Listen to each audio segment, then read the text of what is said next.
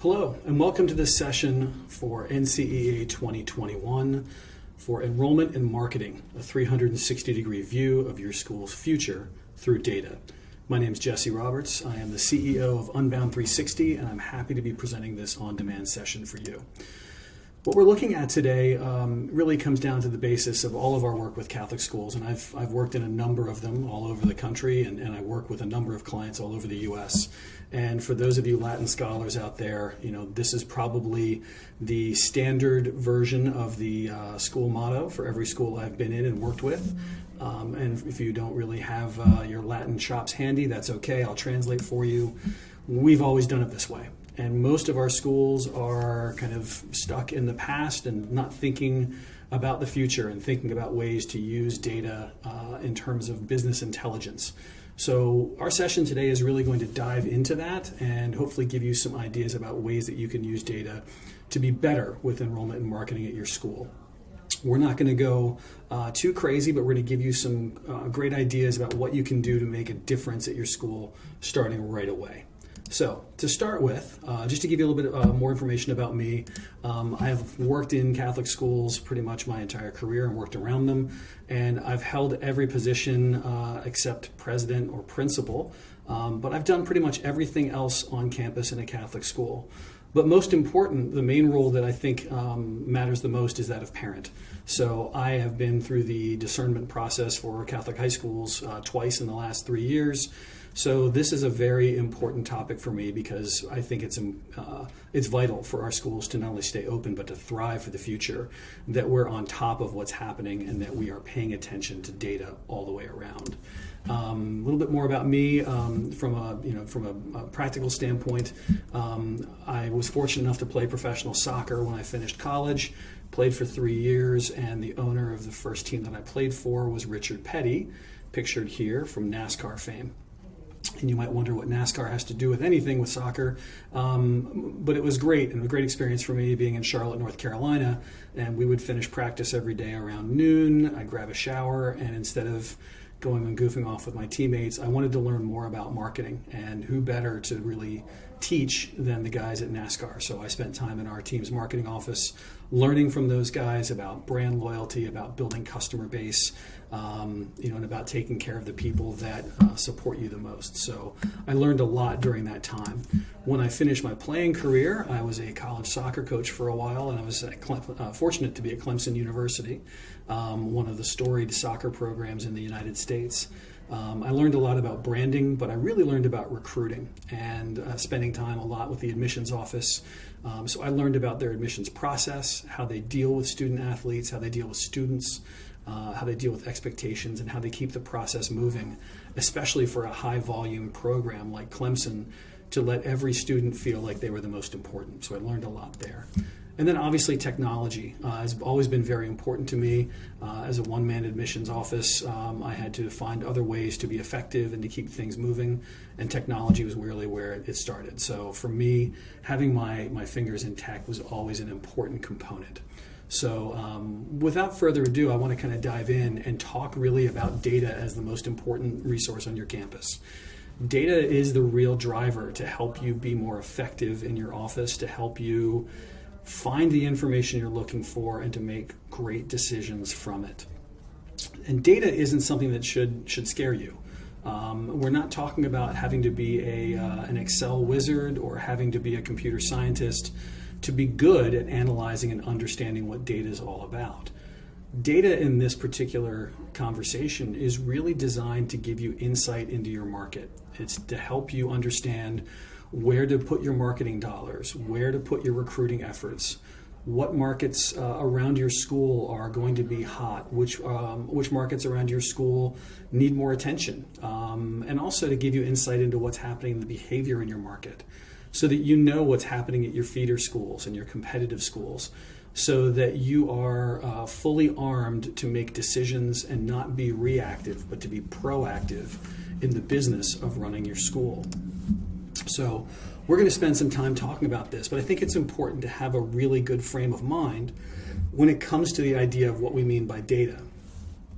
And so for this conversation, data is essentially one individual point. We can talk about a particular zip code, for example. I happen to live in zip code 21220, just outside of Baltimore. So that's a data point. That's interesting. That doesn't really tell you much.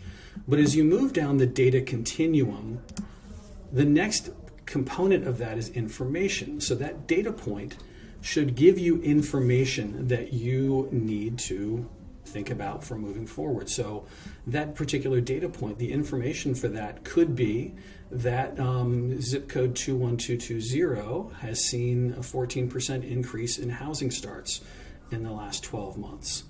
Okay, well, that's information. That is good. That's nice to know. That's great. But the next step is knowledge, right? And the knowledge of that 14% growth combined with knowing about the zip code and knowing that because of that growth, that probably means there will be an influx of children into that particular zip code, allows you then the wisdom to apply the knowledge for the next step, right? So it's not just about knowing about a zip code, it's all of the pieces that go along with it that give you the wisdom to act, okay? And that wisdom is where we really want to be thinking about our opportunities for learning for today.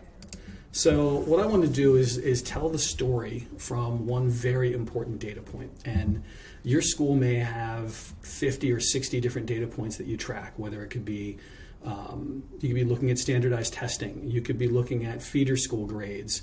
You could be looking at how many alums are in the family. You could be looking at how long they've lived in their residence. There's a lot of different data points that you could be analyzing. But for most schools, the basic one that everyone needs to understand the most is the zip code. And the zip code can unlock a lot of really important information for you. So let's dive in there and talk a little bit more about the zip code. So in general, a zip code isn't just 5 digits, right? A zip code has very specific boundaries.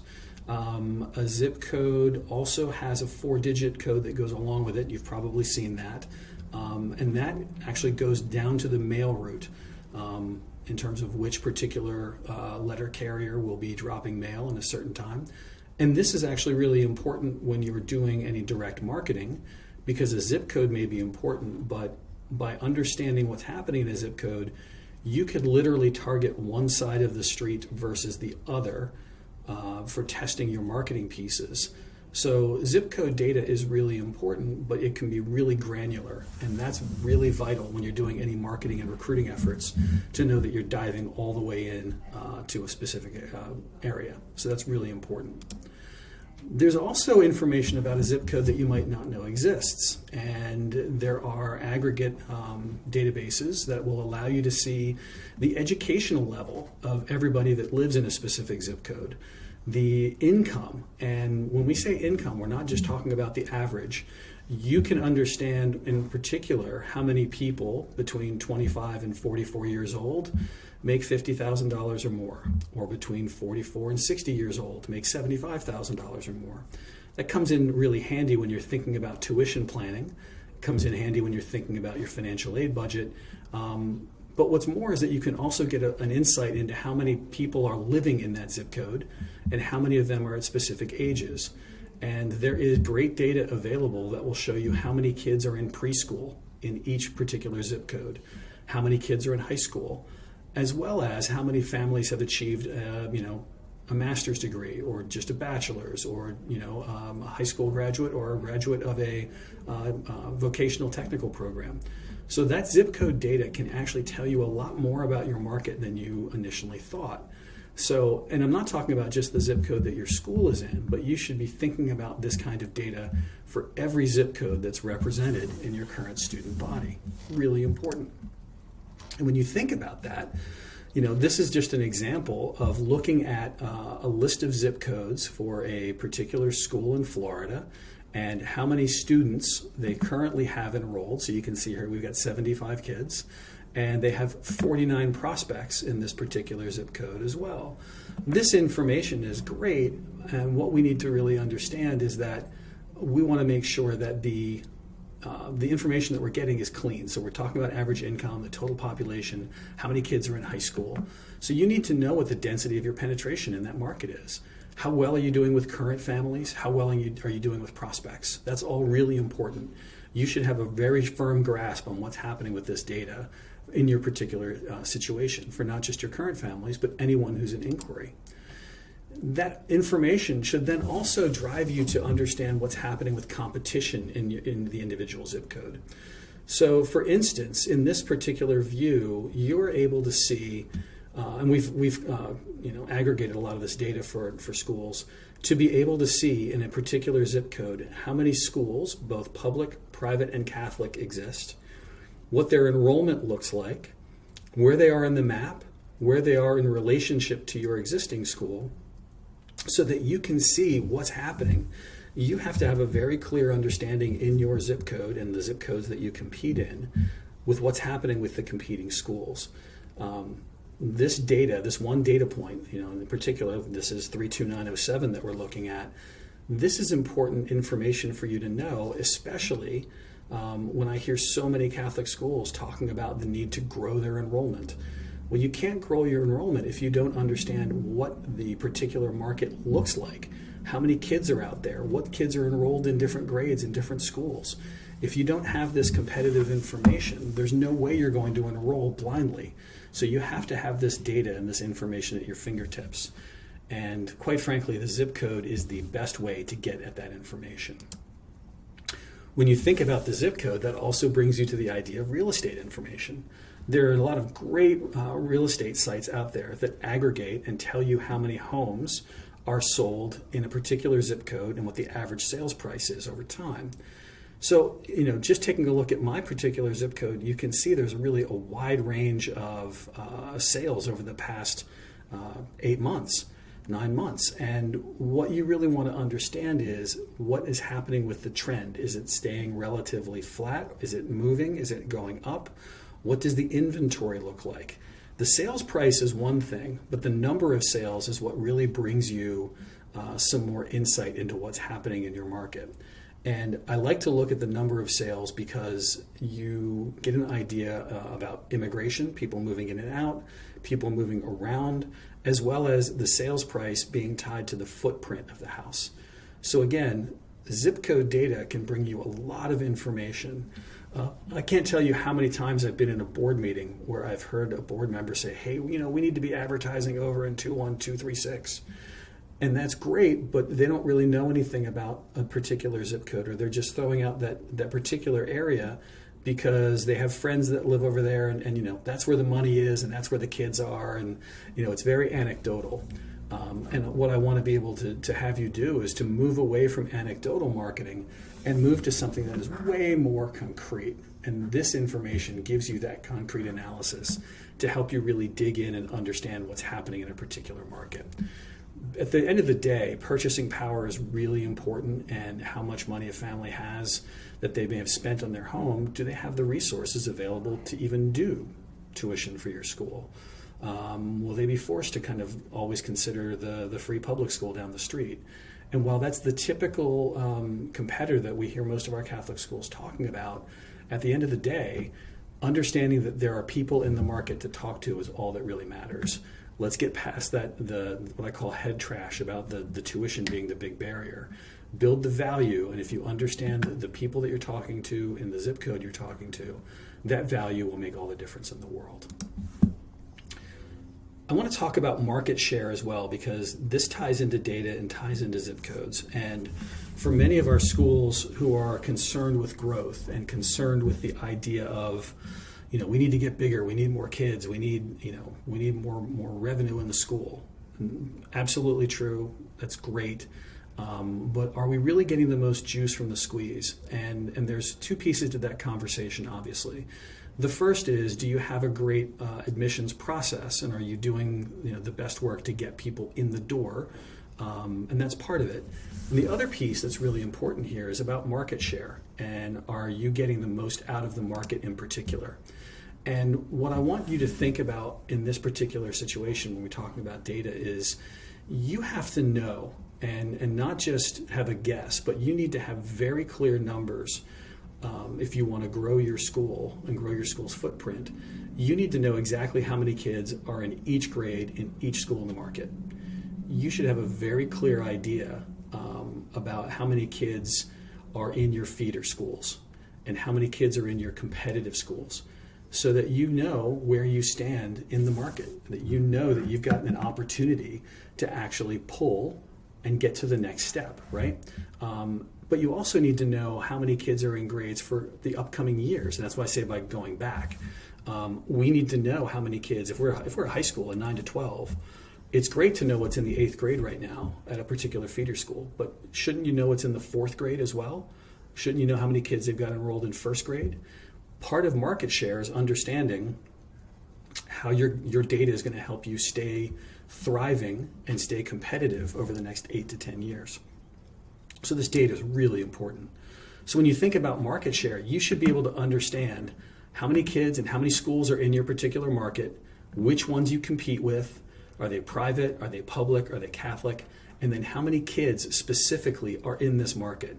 So just a quick example, we're looking at, in a 9th grade for a particular school, there are 2,888 students that are in this particular competitive research area, over 14 schools. 2,668 of them are in public schools, 91 in private, 129 in Catholic. So for this particular Catholic high school, they've got a 4% market share. Now, we're not trying to make a judgment as to whether that's a great number or not, but if they want to get to perhaps a 5% market share, which means they'd have to grow to something like 149 students in the 9th grade, where's that number going to come from? And ideally, if you look at these numbers, public school is the first place you'd look to start to increase your market share. So, you need to be thinking in this way to understand kind of your growth. And this all really starts from data. This starts from having a clear picture of what's happening around you and in your market. So when I think about this, the opportunity that exists for you in your school with data is really important. You should be able then, by just looking at zip codes, you can start to pull some really interesting information and understand what families like to do, what geographic advantages you may have. Think about what connections families have. So when I think about looking at prospects, and what I always wanted to do as an admission director was know what other schools is a family looking for. And you probably have that on either your inquiry form or your application even, just to get an idea about who you're crossing with. Well, you should know that for every student that you're coming across, right? When you think about doing the zip code analysis, this gives you the opportunity to really dig into DEI initiatives, to understand how you can grow your school from a diversity standpoint, if that's something that you're looking to do. This also gives you some insight into financial aid, so that you know what your budget needs to be if you're going to be expanding. If you see that a zip code is losing people and losing income, even though they've got a lot of students in it, you're probably going to have to increase your financial aid budget given a certain zip code's influence. So having this kind of information at your fingertips is really important, especially when you think about planning for the future. At the end of the day, though, I want you to be thinking about your data from an enrollment and marketing standpoint from a position of policy. And I want you to be very clear about how you share your data internally. And we'll talk about this in a second because it's really important. I can't tell you how many schools I've worked with or even worked in where data was something that was almost protected and siloed, almost like in little fiefdoms. You can't do that. Data is your number one resource at your school. So everybody on your campus has to have equal access to the information that's out there. Silos don't help anybody. If development has information that admissions doesn't, that doesn't help admissions make their work happen. If admissions has information that academics doesn't, then academics doesn't have the information they need to put the student in the best situation possible. So make sure that when you're thinking about policy that you have data as a universal and organizational asset and not just a departmental asset. And that really means you need a central repository. And many schools are going to the idea of a central database or a system of truth, so that there will always be one database that is the master. And it doesn't matter how many different databases you have in your school. System A is always the system of truth and system of record. Having that central repository is really important. I would say over the last 5 years, most of the data partners out there in the school space have gotten better about their their systems being more open to data sharing. So this is less of an issue than it was perhaps 5 years ago, where platforms just didn't talk to each other, and it was impossible to share information, where you'd always be exporting spreadsheets and passing those back and forth, and then you never knew who had the most up-to-date spreadsheet, and that doesn't work, right? So you want to have a central repository, and that system of record is vital, right? We want to make sure that there is one system of truth in the school. So if somebody says, hey, what is this family's address?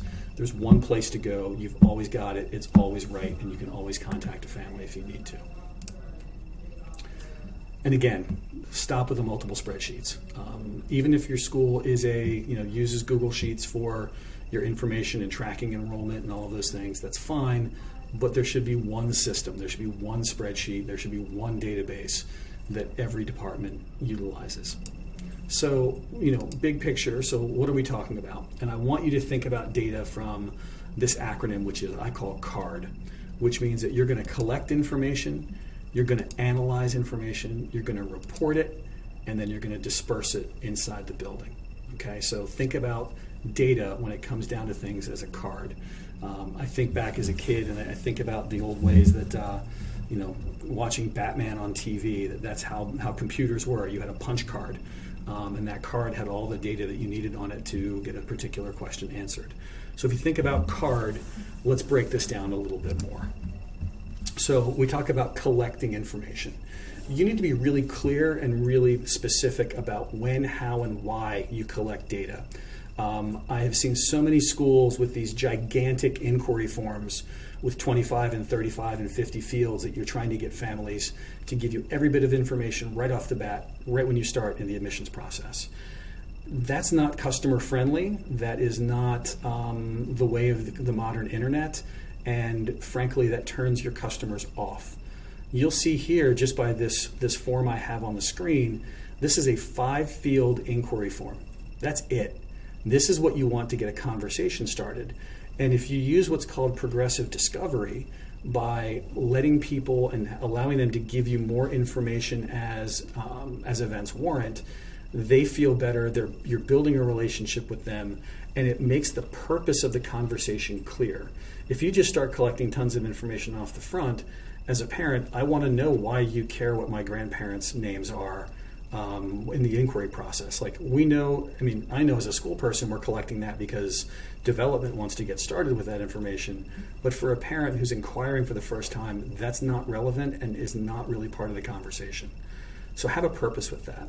And at the end of the day, think about the onboarding process. Getting people in the door and getting them started is really important.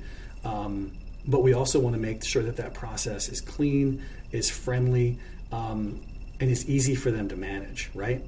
And another word, I want you to be thinking about standard fields. So your collection should always use the same terminology. It should always have the same requirements.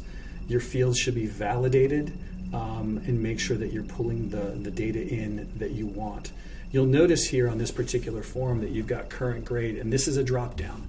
We're not letting people type in 8 or EIGTH or 8th, whatever. We are not doing it that way. We're making it a drop down so that the data is always clean, it's always standard. Okay, that's really important. So that's collect. Then you analyze. And there's a number of ways that you can analyze data, right? And I love mapping. I'm a visual person. I love to see things on a map. And when you do that, you can see really quick common threads.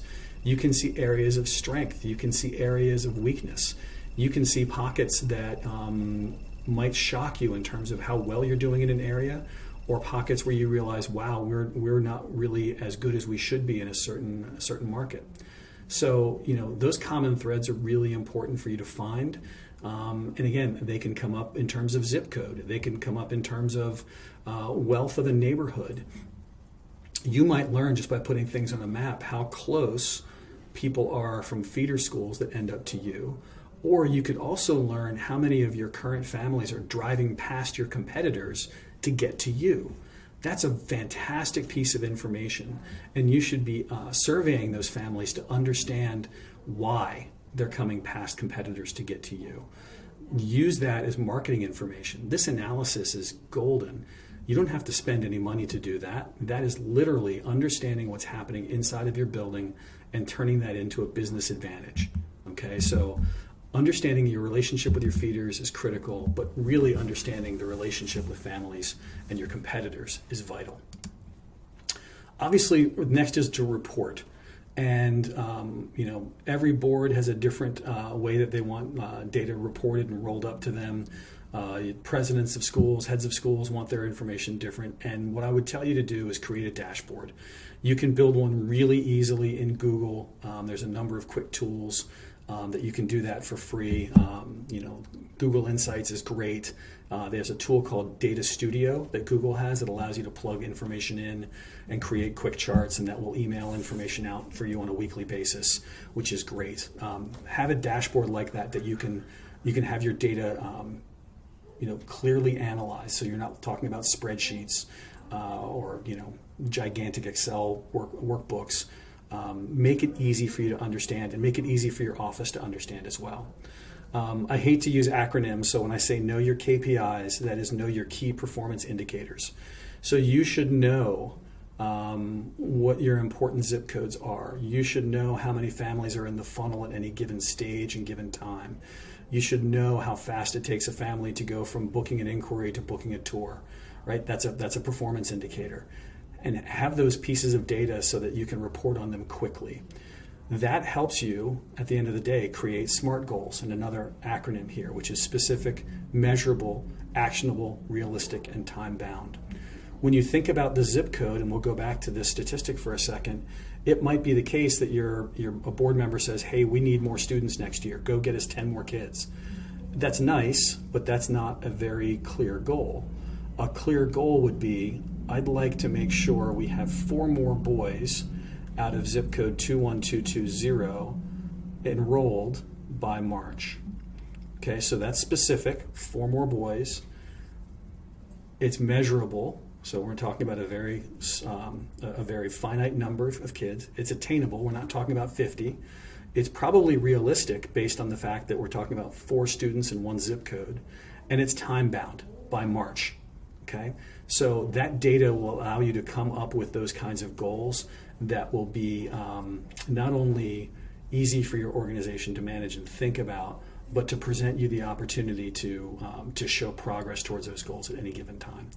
And then finally, when you think about that leadership reporting, it makes your job with that dashboard and that reporting component. It makes your job in admissions, or even if you're a principal doing this work, it makes your job easier, so you know where to focus your efforts and where to focus on what's next on your campus, because that's really important as well.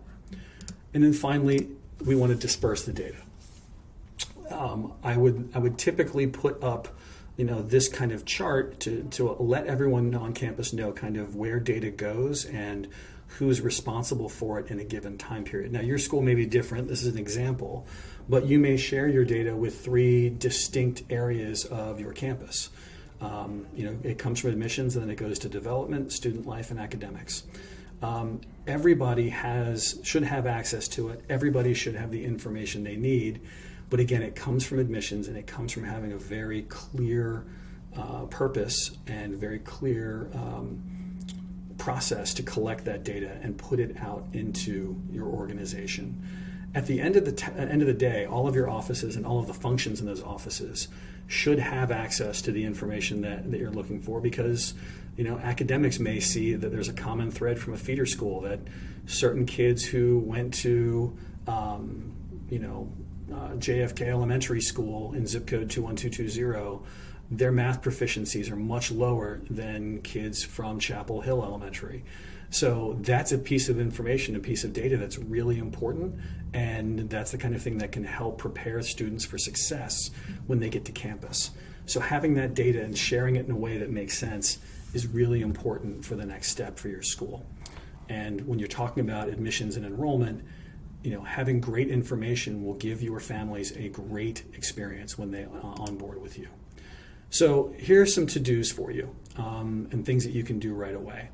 First is to standardize your data. And what I mean by that is, how many times, if you look in your database right now, do you see the word road in someone's address, either spelled out ROAD or RD period, or just RD, or street as ST period, STRRREET,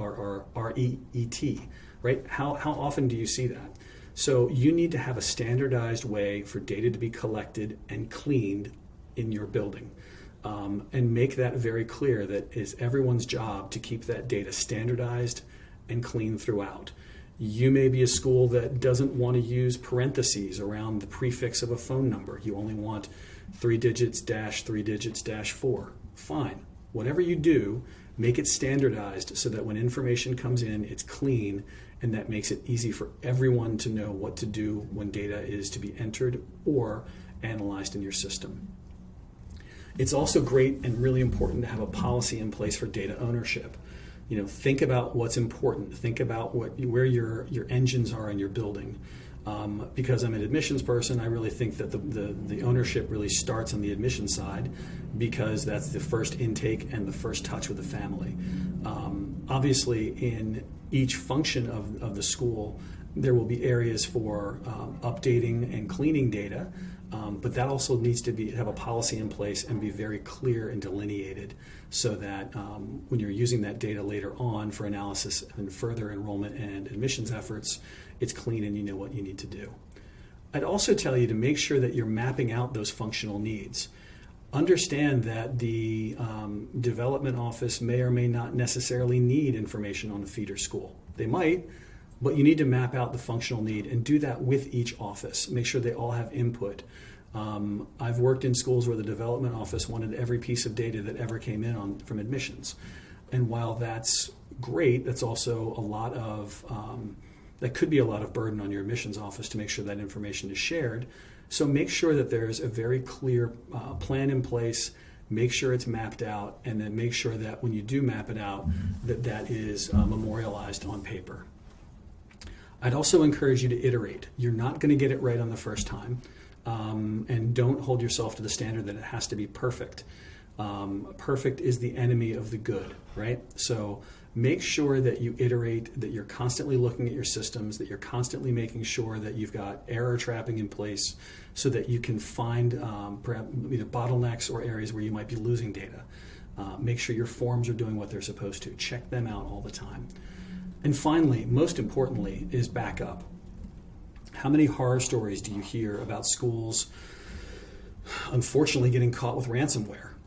Your data is your number one commodity, and unfortunately bad people out there know this, and they will do whatever they can to make money off of this.